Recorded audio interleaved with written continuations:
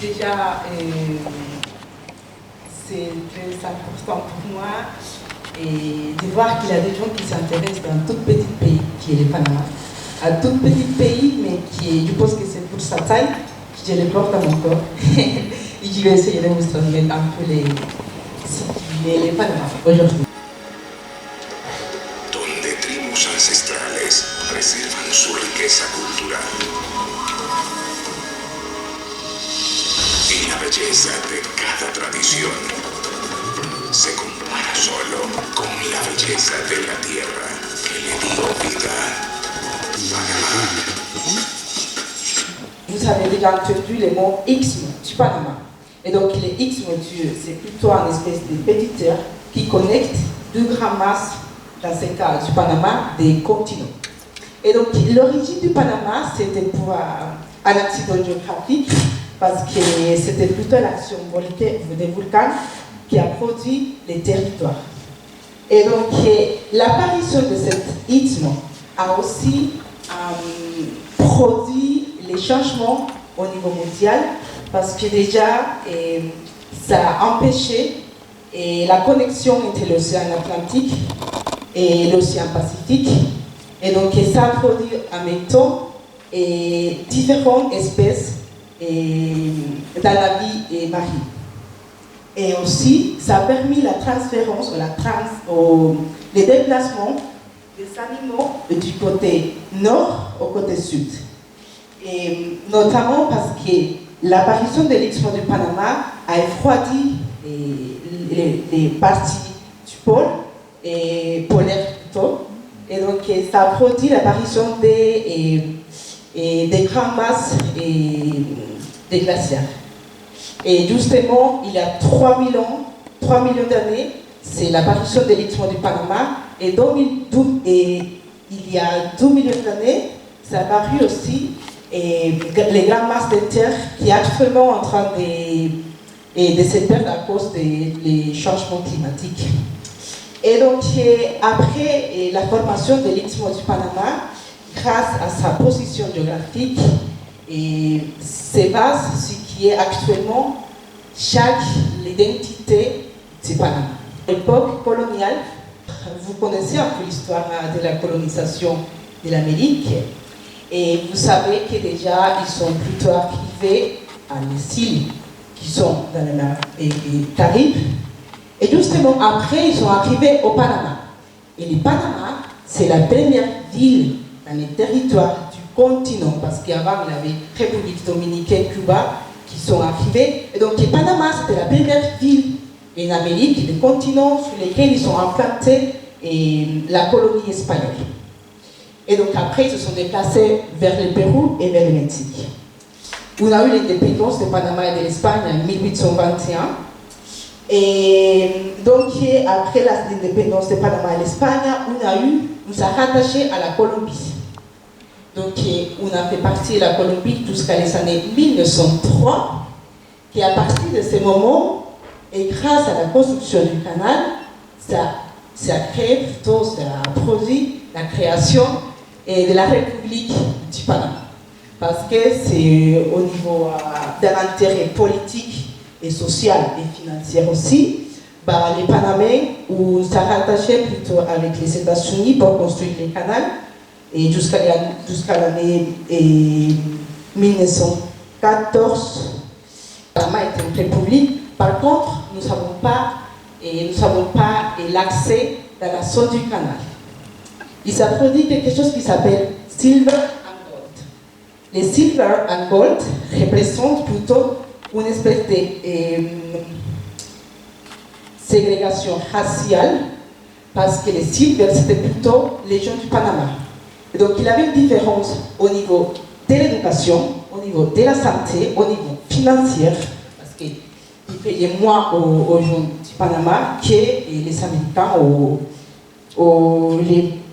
les travailleurs des États-Unis qui étaient la zone du canal. Et par contre, pour les États-Unis, il y avait beaucoup plus de privilèges. Et notamment, cette condition, ce n'était pas tellement quelque chose qu'ils aimaient. Jusqu'à l'année 1964, c'était la journée des martyrs. C'était le 9 janvier qu'un groupe de ces étudiants ils ont pris la décision de marcher vers la zone du canal. C'était un bâtiment qui était le bâtiment administratif de la zone du canal. Ils se sont dit, on va aller implanter les drapeaux du Panama.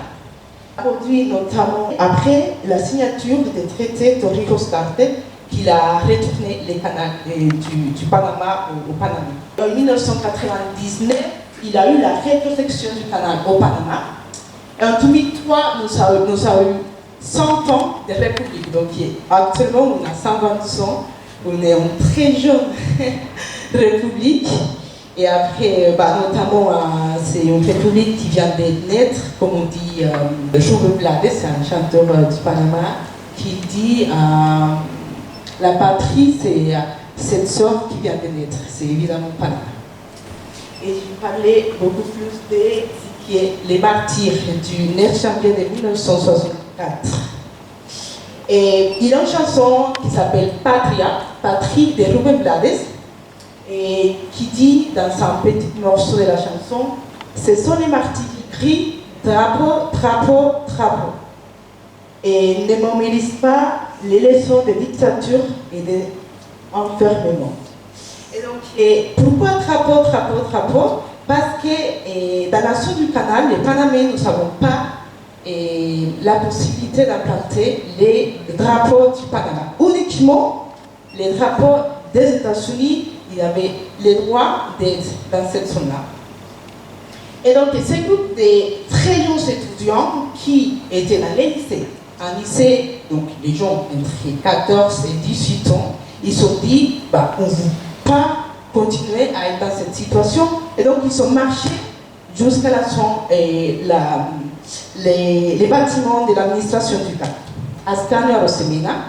Et c'était un des principaux martyrs, c'était un jeune étudiant. Quand il a vu ses amis partir avec ses enthousiasmes, il a dit, je vais aller vous accompagner pour combattre cette situation.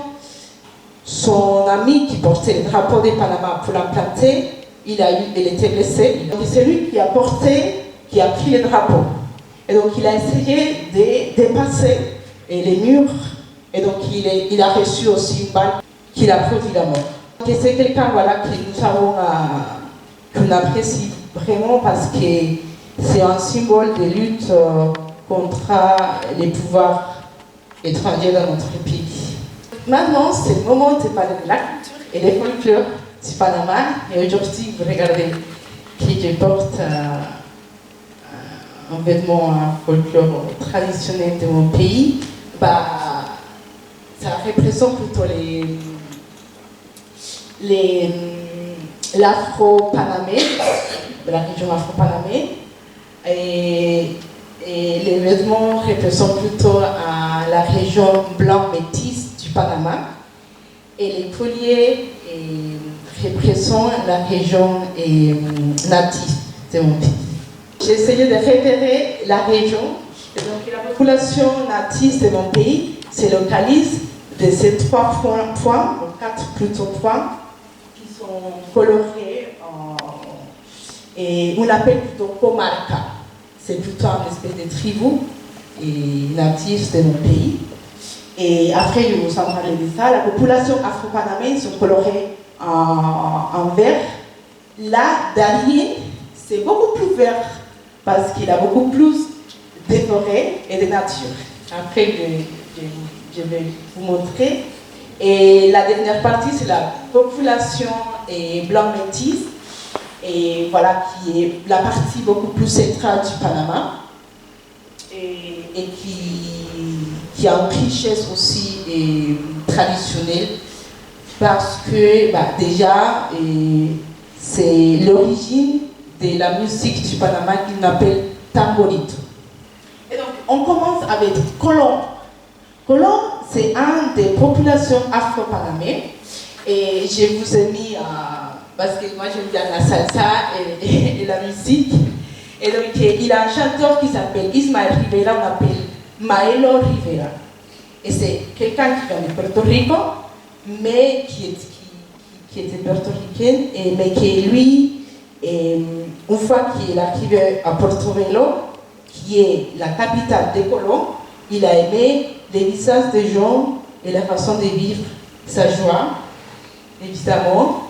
Et donc, il a écrit une chanson qui dit « Les beaux visages de mon peuple noir, je t'ai dit que Portobello, Panama, j'ai vu les visages les plus beaux et les plus purs. » Ces groupes de la population, on appelle les Congos. On appelle Congo. Évidemment, on pense au Congo de l'Afrique. Et donc, c'est des gens qui ont ses origines dans ce pays, parce qu'à cause de la colonisation, c'est des populations qui venaient du Congo, mais qui se sont implantées au Panama. Ils trouvaient dans la danse et dans la musique la façon de pouvoir s'exprimer et pouvoir aussi changer cette situation d'esclavage.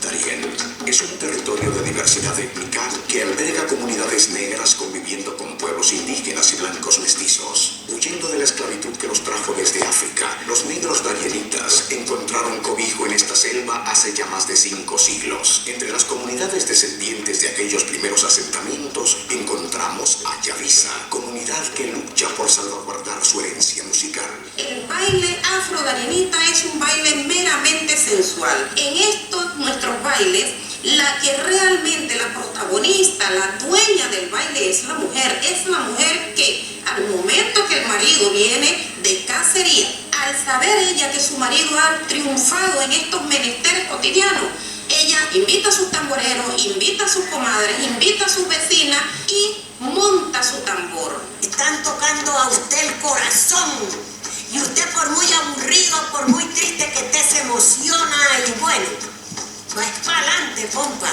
Por lo menos una negra darienita, al momento de escuchar un tambor, si no se mueve porque está muerta. Moi, je viens d'un petit village qui s'appelle Javisa. Justement, c'est là où ils ont enregistré les vidéos. Et Javisa, c'est le dernier peuple ou la région dans laquelle toute la route qui vient depuis l'Alaska arrive jusqu'à Javisa et après, ils trouvent que des forêts. Parce qu'il se trouve les tapons del Darién. Les tapons del Darién, c'est une région qu'on a voulu réserver parce que nous n'avons pas cet intérêt d'ouvrir une route qui va notamment causer la dégradation ou la déforestation de la selva, plutôt de la forêt. Et donc cette région, elle a été aussi déclarée réserve de biosphère de l'humanité pour l'UNESCO. Et notamment, c'est une région qui est occupée pour les Afro-Darienitas, qui représente plutôt tous les esclaves qui sont connus comme les cimarrones. Les cimarrones sont des groupes des Afro qui se sont échappés du pouvoir de l'esclavage et dans les colonies, pour la colonie espagnole, et qui sont partis dans un petit peuple qui s'appelle Palenque. Palenque, c'est une région en Colombie, et notamment, par exemple, moi, je suis la petite fille de quelqu'un qui vient de la Colombie. Donc, ma grand-mère vient de la Colombie, mon grand-père, du côté de ma mère, vient de la Colombie. Et notamment, la relation que nous avons avec la Colombie, c'est très fort. Parce que nous partageons les mêmes cultures, les mêmes conditions de vie. Et beaucoup plus pour les côtés de la Colombie qui donnent vers les Pacifiques. Et donc, là, l'image, c'est ma grand-mère, c'est qui avec les vêtements bleus, rouges et jaunes. Et je pense que peut-être là, c'est des éléments du Panama, les Darién. Ça, c'est ma mère. Ça, c'est moi, quand j'étais petit. Et notamment, nous avons aussi beaucoup l'intérêt de montrer depuis qu'on est petit notre culture. Ça, c'est moi et mon frère. depuis qu'on est petit, notre origine à nous pour pouvoir connaître notre identité.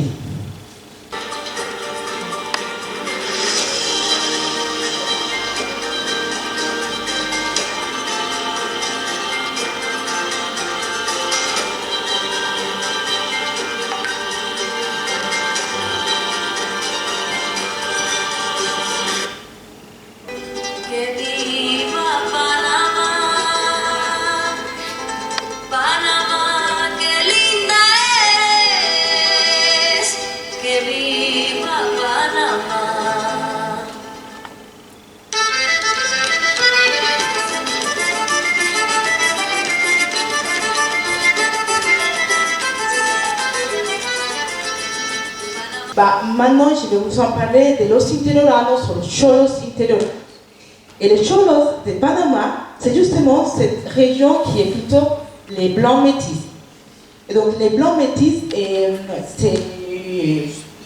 c'est une culture qui notamment, c'est très implantée au Panama, très important au Panama pour son identité, car nous voyons déjà les vêtements.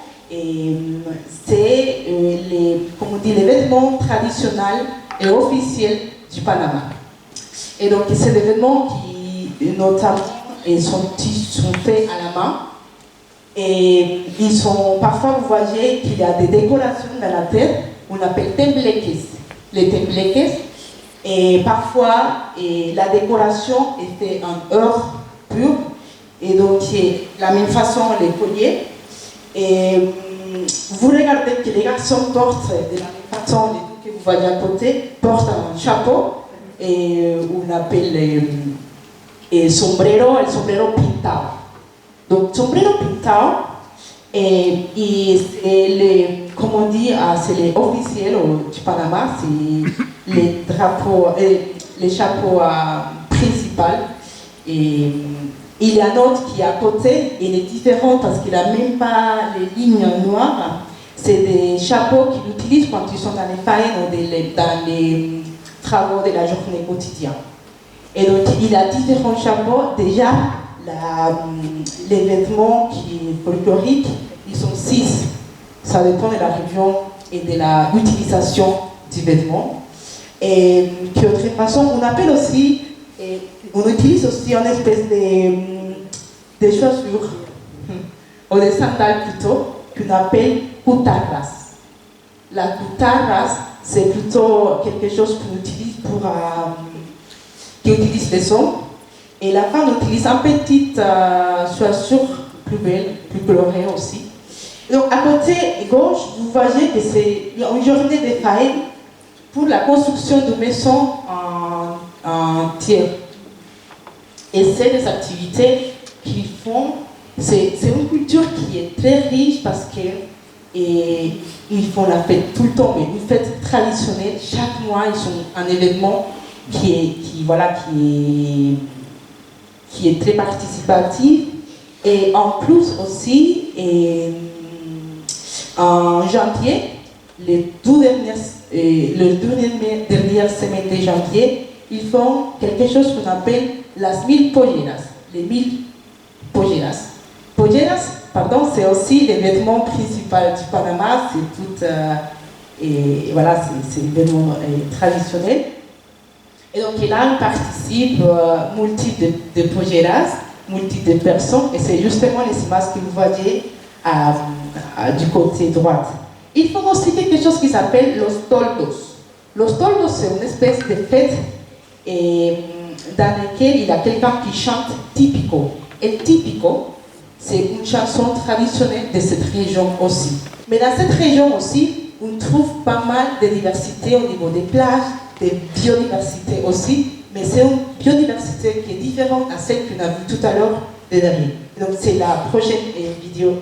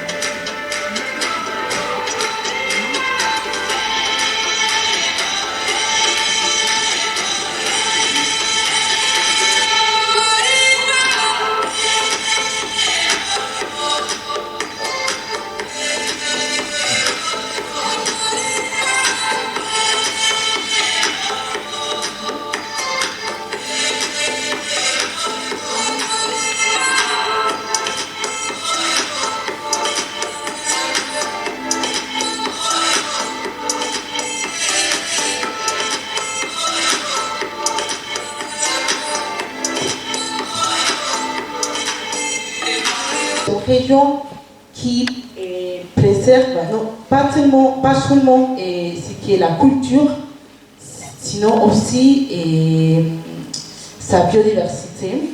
Nous avons, il y a 300, nous savons, et actuellement c'est une problématique qui reste, et l'activité minière.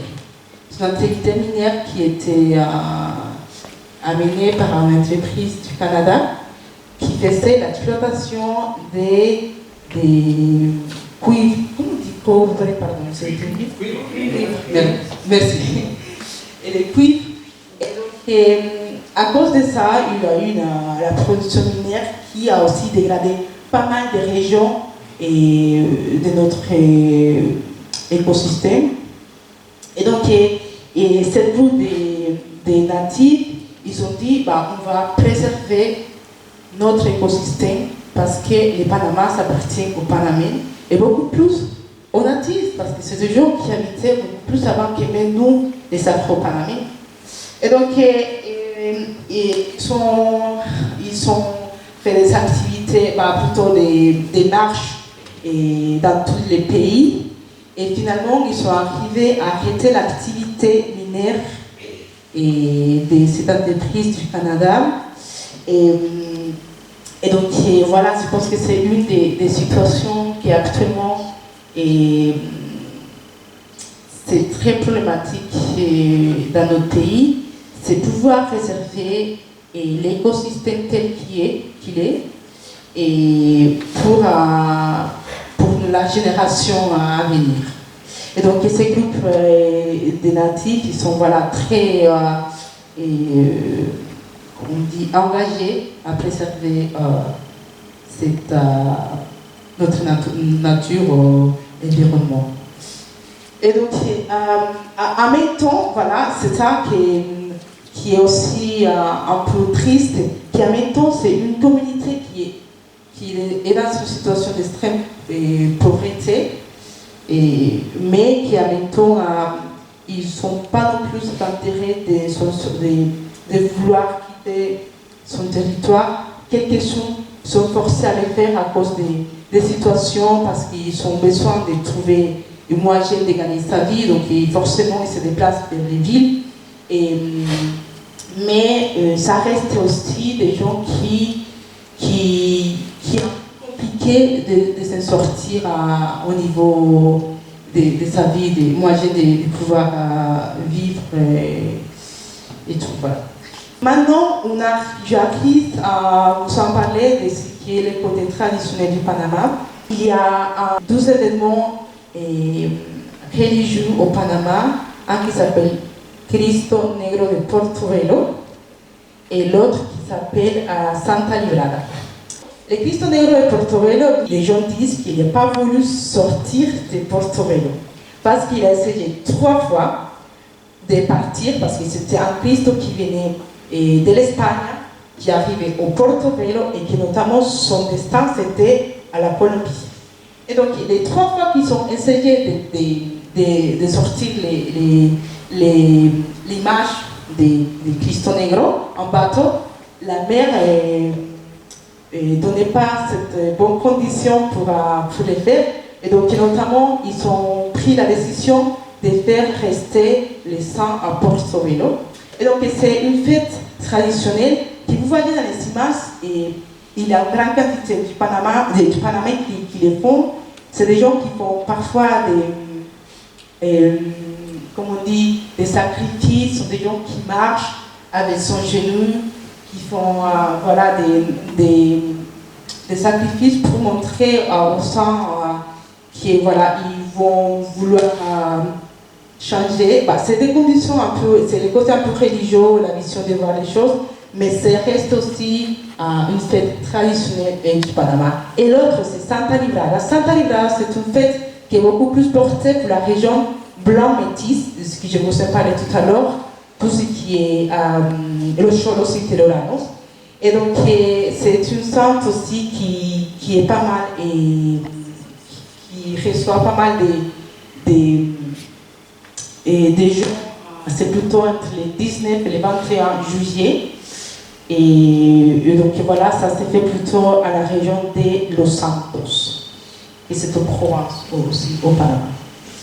Donc après, je vous en parlais aussi des carnavals du Panama. Et les carnavals du Panama, je pense que c'est un vidéo, donc je peux juste faire un play à côté. Donc les carnavals du Panama, vous connaissez aussi les carnavals de Rio de Janeiro. Et c'est pas pareil, évidemment, mais c'est aussi, justement, c'est une fête qui est traditionnelle du Panama et qui justement démarre aujourd'hui au Panama et qui finit le mardi.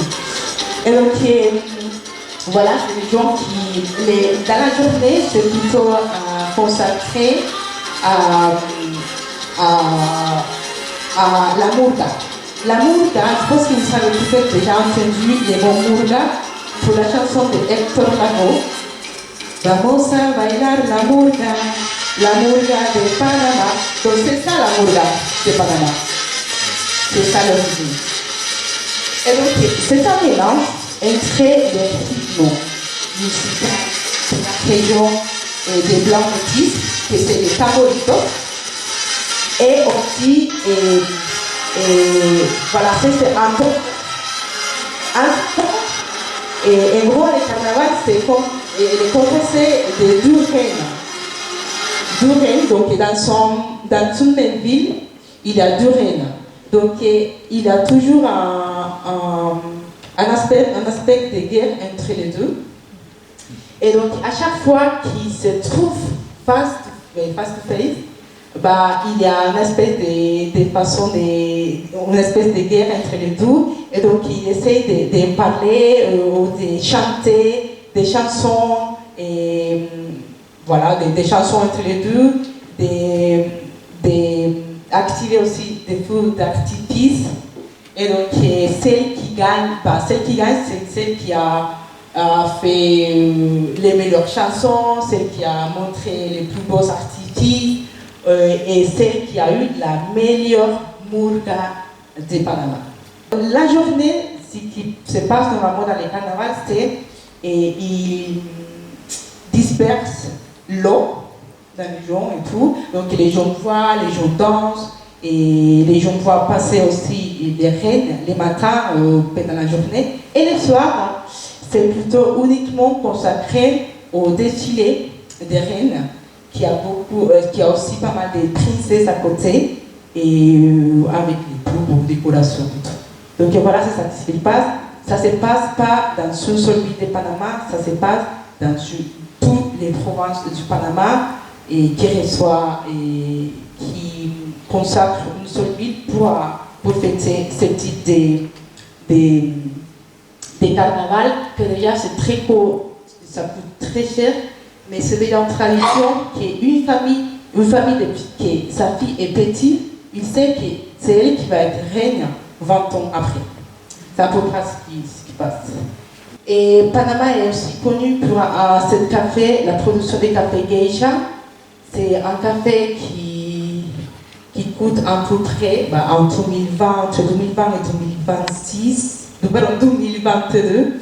Et c'est un café qui a eu un prix de 2,26 € les grammes. Et ça a été acheté par un Japonais. Et actuellement, ils produisent pas mal de cafés. Et notamment, c'est un café qui se produit plutôt dans les parties montagneuses les plus hautes du Panama. Déjà, Panama, il a les mêmes niveaux de la mer. Et c'est un peu compliqué de trouver des régions montagneuses. Donc, évidemment, les geishas se produisent dans cette région, et produisaient aussi pour une région des communautés Noé-Bouglé, que c'est cette communauté native que je vous en parlais tout à l'heure, qui lutte contre la déforestation du pays. Donc, ce sont des hommes et des femmes qui produisent la terre, et aussi notamment les cafés, les cafés geisha. Peut-être vous vous demandez qui écoute les Panamais. Et donc, grâce toutes ces histoires que je vous en parlais tout à l'heure, l'histoire que nous avons eue, et les passages des Noirs, nous avons les passages des Espagnols, et grâce à la construction du canal aussi, nous avons eu aussi la participation et l'immigration des personnes qui venaient de Jamaïque, de Santa Lucia. Et donc, sont des gens qui a aussi apporté à la richesse musicale du Panama. Donc nous avons les typicos. Et les typicos, c'est une musique un peu pareille, qui vous ai montré tout à l'heure de la moula. Je ne sais pas si tu voulais juste cliquer et play et après faire une pause rapide. C'est juste pour entendre un peu la musique sur l'image, la première image.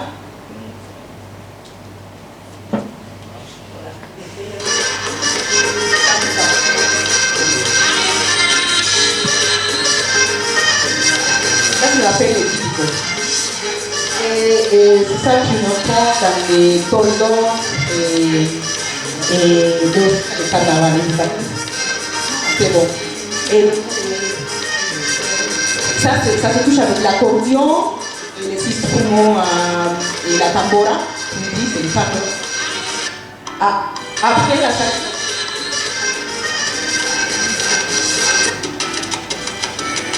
Ça, c'est la salsa de Blades. C'est une espèce de salsa qui a beaucoup de tambours, un tambour qui est beaucoup plus long. Ça, c'est une chanson très belle parce qu'il raconte l'histoire de l'amour que nous devons avoir à la famille. Le Panama, c'est un pays qui est très matriarcal. Déjà, c'est un pays dans lequel la femme, la mère plutôt, et je pense que c'est la force principale dans la famille. Et il raconte l'histoire de sa mère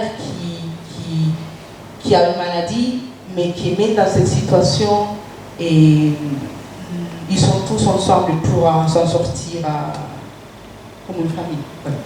Donc la soca, c'est un autre rythme qui devient plutôt le rythme des Caraïbes. Et donc hésite-toi.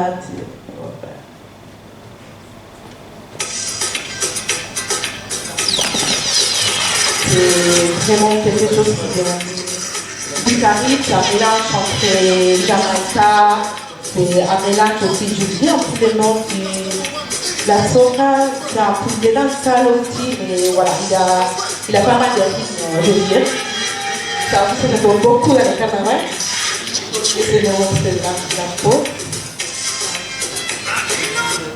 Et le dernier, c'est la murga, Panama, je vais juste en...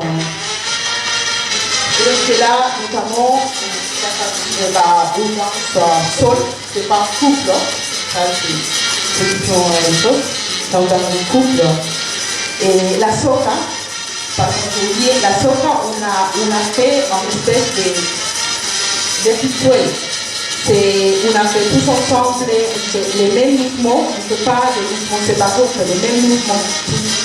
Et donc c'est voilà. Je vais faire une pause. Juste pour montrer un peu les... Et vous pouvez passer juste là. C'est un peu difficile. On va lancer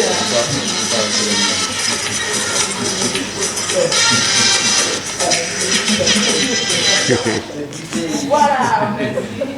DJ.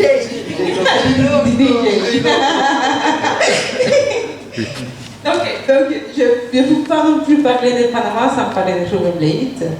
Ruben Blades, déjà son nom c'est Blade et de Blades. Blade parce que ça vient de San Andrés ou Santa Lucia, j'ai oublié. Donc nous, les Panaméens, et juste pour en parenthèse, nous les Panaméens, c'est une communauté qui est mélangée de tous les horizons, on va dire comme ça.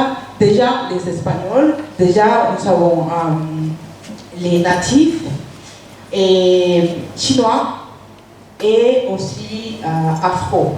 Et il y a deux groupes d'afro, l'afro-colonial d'où je viens et les afro des Antilles qui c'est les côtés près du Caraïbe ou de l'Atlantique.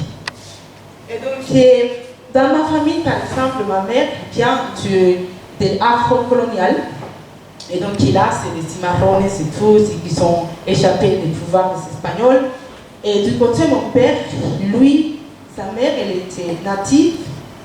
Son père et les grands-pères de mon grand-père, non, les pères de mon grand-père plutôt, et il avait un mélange entre noir et chinois. Et c'est notamment les noirs de Jamaïque.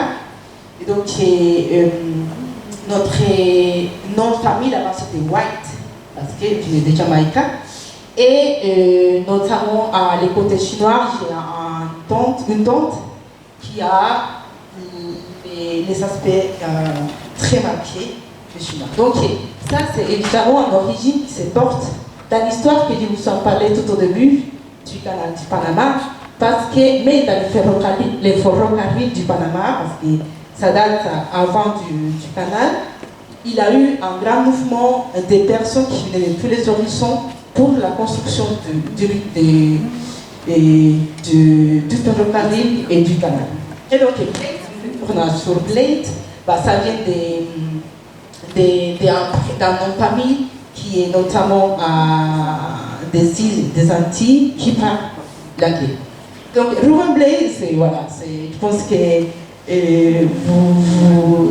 peut-être vous avez déjà entendu parler de lui. Si c'est non, je vous invite forcément à le faire. Et c'est un chanteur qui porte une parole différente au niveau des paroles des musiques et une parole qui va vers l'aspect critique social pas seulement la nation du Panama, sinon toute l'Amérique latine, parce que le Panama, la Colombie, Cuba, République dominicaine, on porte de façon générale presque les mêmes histoires, et notamment la même vision de vie et tous les luttes que nous avons eues dans notre histoire.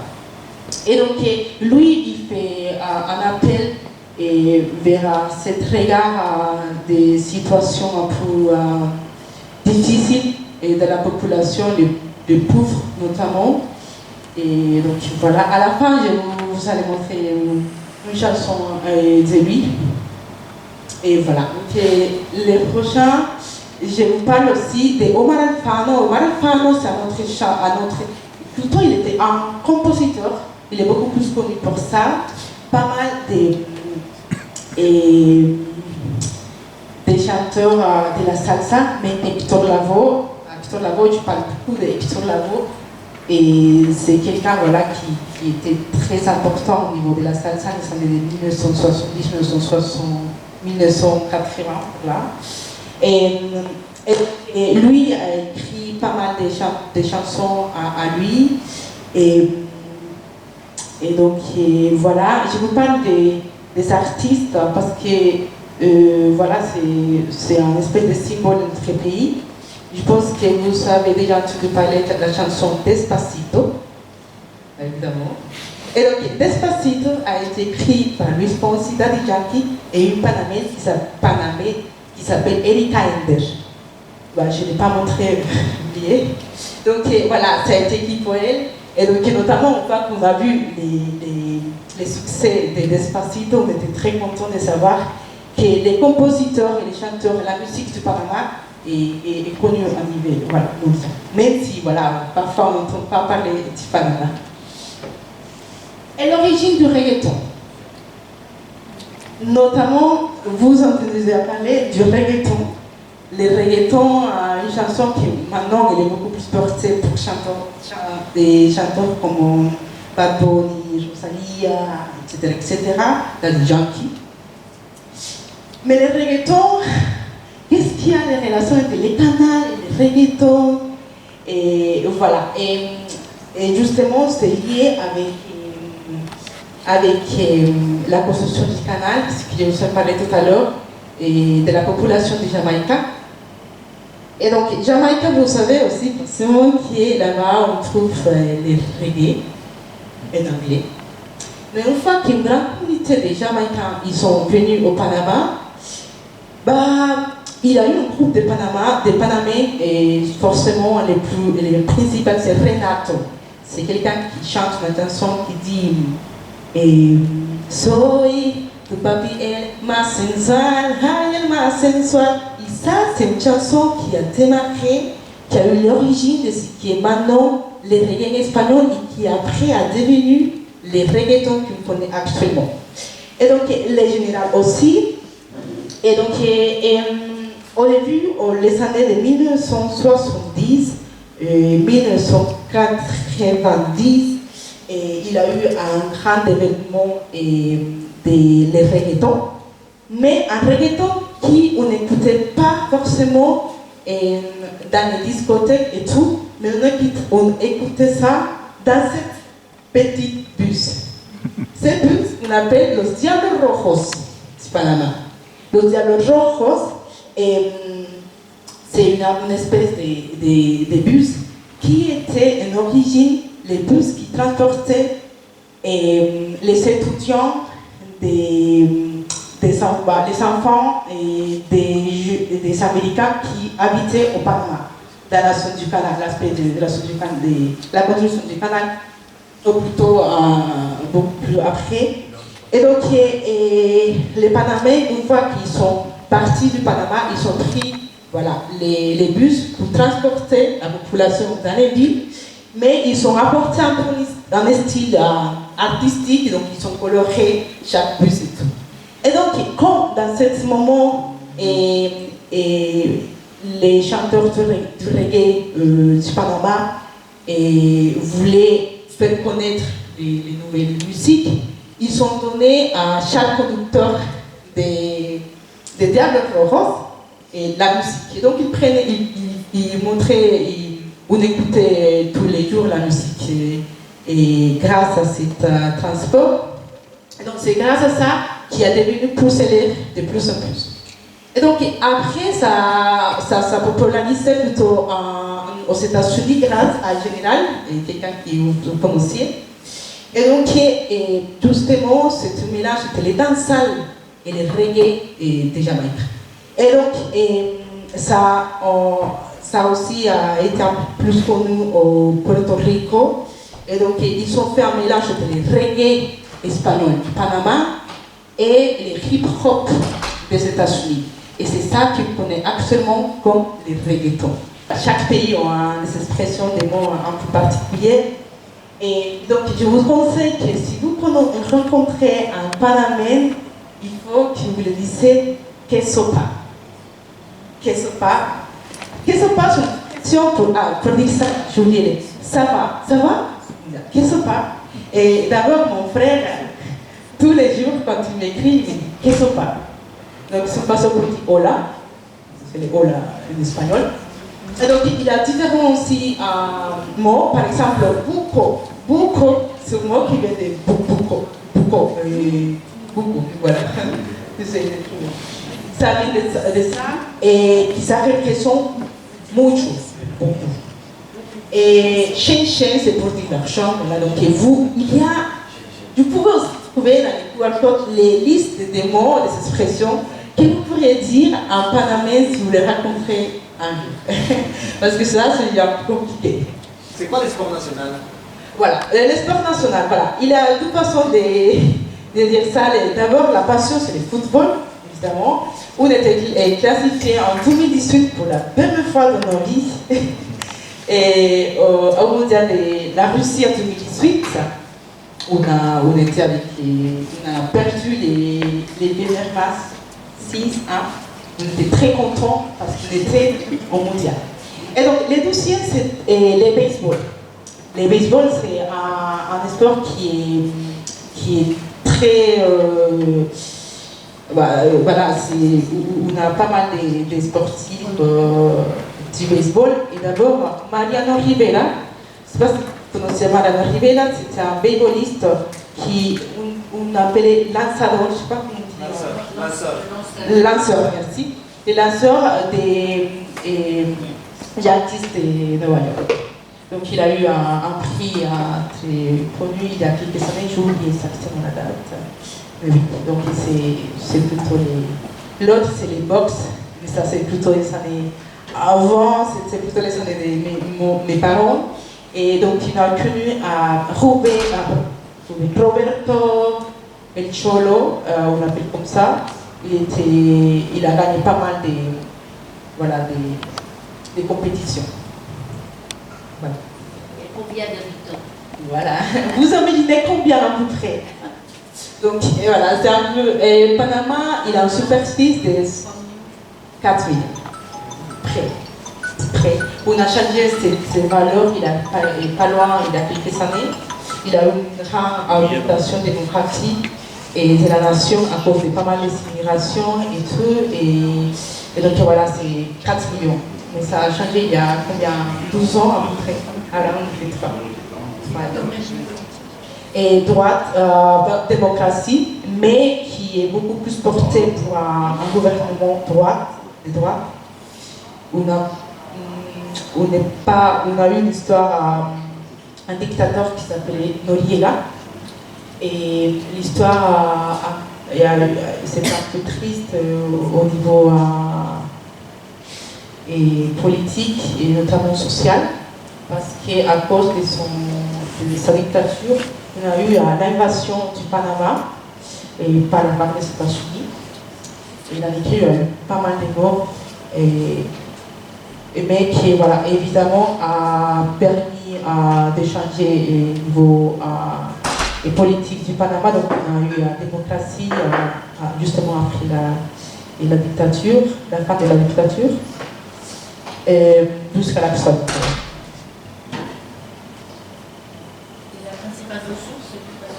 Oui, la principale ressource, ça se porte évidemment pour les canaux. Après, pour les côtés tourisme et notamment la banque.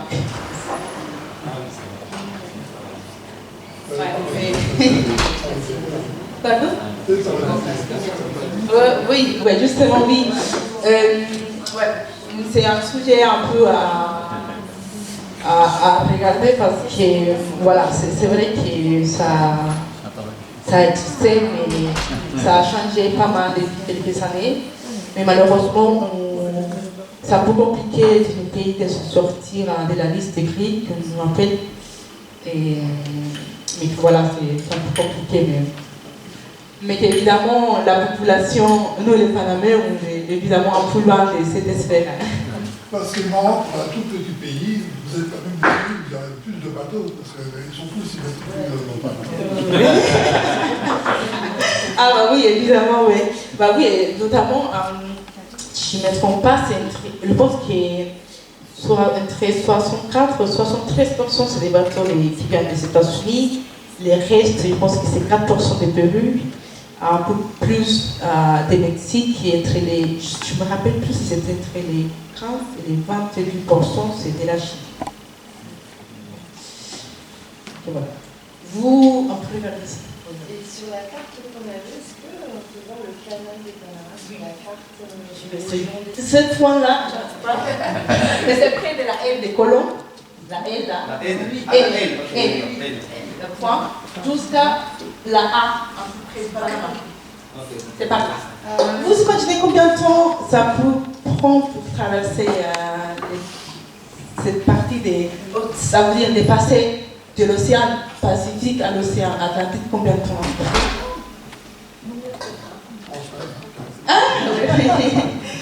Pour quelqu'un qui voulait aller en voiture, 1 heure.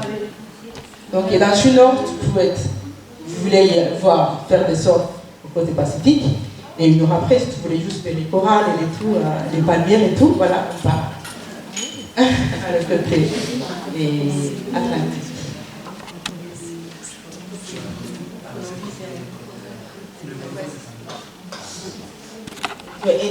Parlant aussi du canal, en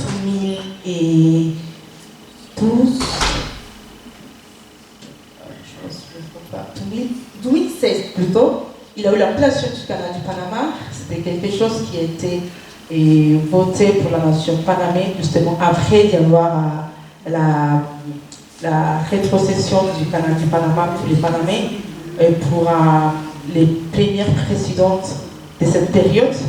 Et donc nous avons voté d'avoir une ampliation du canal, et ce qui maintenant porte beaucoup plus de financement ou de chiffres à l'économie au Canada.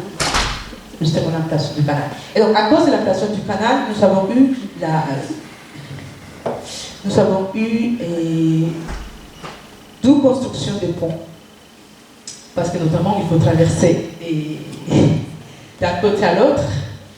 Et actuellement, c'est ce qui permet de traverser les grands camions d'un côté à l'autre. Parce que notamment, ça dégrade pas mal les ponts qui existent actuellement. Donc, il faut créer de nouvelles structures.